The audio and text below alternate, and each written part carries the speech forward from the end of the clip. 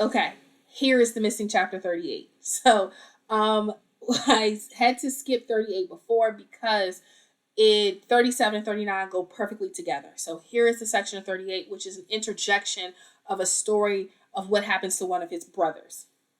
Kind of during the time that he's in Potiphar's house, this is the time frame for the layout of this story. So these two things kind of happen simultaneously. So I pulled it out so we could talk about it separately so that it didn't interfere with the flow of his story. So in chapter 38, it says that Judah went down from his brethren. He moved away from home. That's what happened. And so he moves away from home and he meets a woman who was a Canaanite and he marries her. He marries a Canaanite woman, which breaks from custom because he should have married a Hebrew woman, another woman of one of his relatives, like had happened with his father, his grandfather, all of that. And so he marries her and they have three sons. They have they have Onan, and they have Selah. And these three sons are kind of different in age. Of course, one is older, but there's some age gaps between them. And so Judah gets a wife for his son. The wife that he gets is Tamar. Tamar is married to and is evil in the sight of the Lord. God said, "This ain't a good man. I don't want him on my earth." Took him out. So dies, but he dies before they have any children. And as there is a custom, not a God authored law, but a custom. And this custom is that if a brother dies and there are no children, that there is a responsibility for the next brother to marry his wife and to have children with her. But those children would belong to the older brother. They wouldn't belong to him. Custom. This is a practice in the area in which they live.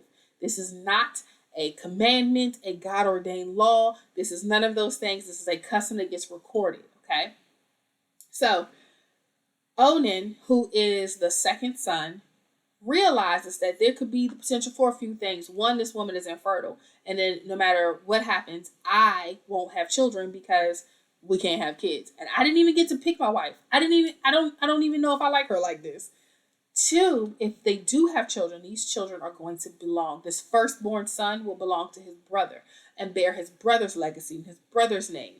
And even though it is physically his son, he would not reap the benefits of having a child. So this brother, Onan, decides that, okay, I'll marry her. And, I'm going to lay with her. But what I won't do is get her pregnant. So he pulls out. So he's like, we're not going to have any kids. And so during her marriage, she's doing what she's supposed to do. She's being a wife as she was instructed. She is following the customs that she was taught to follow. She is doing the things that she is supposed to be doing. And they are giving her a pretty hard time as brothers. But they're making it so that she's childless. And the longer you're married and the longer it takes you to conceive a child, the kind of more stigma that's attached to you. You're not doing the one thing that women do. And I know for a lot of people who struggle with infertility or struggle with loss of children or pregnancies, that's a huge thing when you really feel like your body can't do the thing it was designed to do. And that stigma, that pain, is just multiplied by the fact that this dude is intentionally not getting her pregnant. So it just looks like she can't, even though he's not doing his half.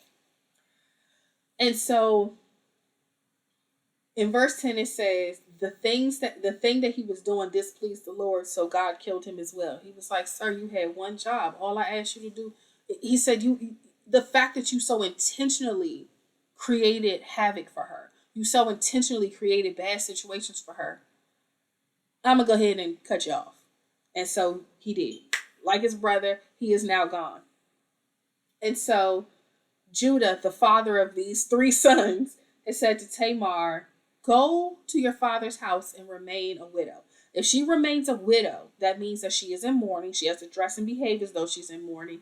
And she cannot remarry. She cannot do anything else. She has to remain a widow. So she has to go live in this exiled kind of lonely life back in her father's house. Until the third son, Shelah, until this third son is old enough for marriage. And he is nervous. Judah's like, look, I had 3 sons, now I got 1. Every time somebody marry her, they die. I don't think I'm going to give her one more of my sons. I'm not giving her no more. Because I don't know what's going to happen to this third one. And I can't lose all of my children. I can't lose all of my sons because of her. It might be her. Never mind the fact that God cut down his sons because of their actions and their behavior and their lifestyle and the things that they were doing. He was like, I can't risk it. So she did what she was instructed to do. She went back to her father's house. She lived as a widow. She did what she was supposed to do. And she waited until the youngest son was obviously old enough for marriage. And it says in the process that Judah's wife dies. And now his wife has died. He has 3 sons. He could only have 3 sons because his wife is now gone. And he only has one of the 3 left. And so Judah travels away. And on his travels, he knows that on his travels to get his sheep sheared and kind of take care of his flock, he's traveling this distance, and she knows, because she was married into the family, lived there for some time, that he's going to go to this particular place and shear his sheep. And in verse 14, it says she takes off her widow's garment and she covers her face with a veil and wraps herself and sits in an open place.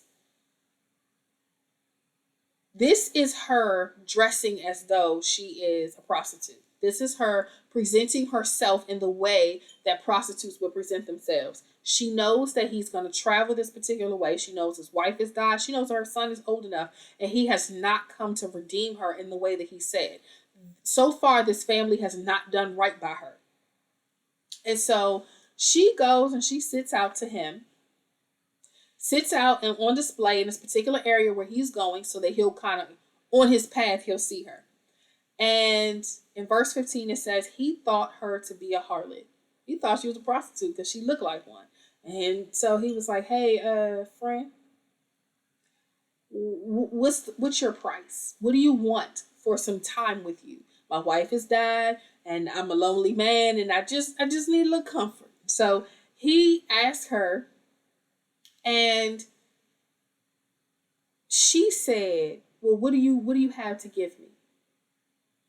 She didn't name a price. She asked, what do you have to give me? He said, I can send you a kid from my flock. Meaning he's going to send her a baby goat, a little lamb. He's going to send her a little lamb, and that's going to be her payment for that. She can eat this thing. She can raise it. She can shear the wool. She can sell it. It gives her some opportunity and means. They go, this is just a trade here. And so in verse 18, she said, what pledge will you give me? Meaning, what can I hold as collateral until you bring this back for me? Because what I can't do is trade off your word because I don't know you and I don't know where to find you. So she's pretending to be a prostitute. He is actually making a deal. And she asked, what are you going to give me as a pledge? What is collateral that you're going to give me? And he said, well, what do you want? She said, give me your signet, your bracelets, and your staff. The signet is a ring that would have a symbol or a family crest on it, something like that. When you see like the wax seals in the Bible movies and they press their ring into it, that's a signet. So this is his mark. This is how people know him. This is his signature on basically a ring. And his bracelets and his staff. These are things that are identifiable as his. These staffs, like they talk about Moses' staff being something that's identifiable. People knew when it was Moses' staff. They knew Aaron's staff because it's theirs. It's wood. They probably have carvings in it, all types of things. So she asked for that as collateral. And so he gave it to her and he gave it to her. And it says that she conceived. She wasn't the problem with having babies. It was that family. So she conceived. So she got up, went away, took her veil off, put on her widowhood garment. She went back and dressed as her regular self at this point. She just concealed herself long enough to be with him. Not to be with a man, but to be with him specifically because he did not do what he promised he was going to do. And so in verse 20, Judah sends her the lamb that he promised her. And when it gets to where she's supposed to be, they can't find her because she's not a prostitute. She's not sitting there in this area all the time. She literally created this space and time for this one opportunity for her to get pregnant and kind of remove this stigma that she's infertile and therefore less valuable of a woman. And so the friend or the servant that's bringing this kid gets there and realizes he can't find her. He asked around and was like, "Where's the prostitute that's supposed to be here?" And they was like, "Well, I don't know prostitute that's set up here. We don't have that kind of stuff in our neighborhood. These nice clean streets." And so the friend returns to Judah and says, "I can't find her. I don't know where she is. I don't know what happened." So Judah said, "Lest we be shamed, I sent this and didn't find her." He was like, "Let's just be quiet. I did what I was supposed to do. I don't know where she is. I'm not going to run around asking where she is and make a whole bunch of fuss, and now people will know what happened. So I'm going to go ahead and just be quiet about this because I've lost my ring, I've lost my bracelets, and I've lost my staff. These are things that are identifiable to me. So I'm not going to be in here raising no fuss and trying to figure out where she is, and now I'm being blackmailed or something crazy happens. I'm not going to shame myself in that way." And so in verse 24, it says, "And it came to pass about 3 months later that they find out that she's pregnant." Now, they tell Judah and was like, "Hey, your daughter-in-law is pregnant. She over here supposed to be a widow out here in her father's house, not laying up with nobody, and she pregnant." So obviously somebody been there. And so he brings her forward. He brings her out and was like, "Hey, bring her out, burn her." Because she didn't do what she was supposed to do. This is a way for him to be like, saved my son's life here, didn't have to get involved in that. But in reality, he's just punishing her because he feels like she didn't hold up her end of the bargain by remaining a widow, even though he didn't hold up his end and give her the son that was promised. And so in verse 25, she is presented to him because she's going to come to him and kind of plead her case before they kill her in the way that he was telling them to do. And so she pleads her case and she says, "Look, here I'm pregnant by the man who owns these things. Here's the father of my child." And she presents his ring, his bracelets, and his staff. And he acknowledges that they're his. He knows it's his. And he understands, I messed up. I promised you a son. I promised you one of my sons to marry. We had an obligation and I made a commitment to it. And I didn't honor that commitment. And you tricked me. You outsmarted me, but you did what you were supposed to do by bringing a seed into this family for the husband that you lost. You did what you were supposed to do. Even though it was trickery, even though you had to play the prostitute, even though you had done all these things. And again, none of these people have mentioned God yet. So again, this is not God ordained. This is just people working out a code of ethics and honor among themselves. And so he said, "Look, I'm not going to give you my son to be married. I'm going to keep you as my daughter-in-law. I cannot kill you because you did what you were supposed to do. And I was wrong. I'm not going to kill you. I'm not going to cause any strife or headache or anything for you. But what I am going to do is allow you to have these children and make sure that you are taken care of. And you do what you do what you're supposed to do as a mother. You have my respect. You have my hands offness. I'm not going to interfere in your life. I'm going to give you your space. And that's how we're going to move forward here." And so in verse 27, and we're going to wrap this chapter, "It came to pass in the time that she had twins." Not only did she have one baby, she had two babies. This girl was fertile. And it says that as she was laboring, one baby put his hand out first, like put his hand out to be born. Like they're in weird positions and he puts his hand out. So they grab it and they put a cord around his wrist because they just want to mark which of these babies was born first. Two babies, they're born. People who have multiples, they understand newborns kind of all look like little old men. So put his hand out first is a way to mark which one was entering the world first. And so he put his hand out, they wrap the cord around and he pulls his hand back. And then their position changes and his brother is born first. And so this first son is named Perez. And that means like bursting forth. Like he got born. He came here because he was the first of her children. He kind of opened the pathway and was the first of the babies that are born. Then it says in verse 30 that the second brother came out with that scarlet cord on his wrist, and his name was Zara. And so Zara means dawning. Like he came out shining and happy too. But this right here is the evidence of the line of Judah continuing. You see these names later, even in the New Testament, when they go through the genealogy of Christ, is that these people are in here.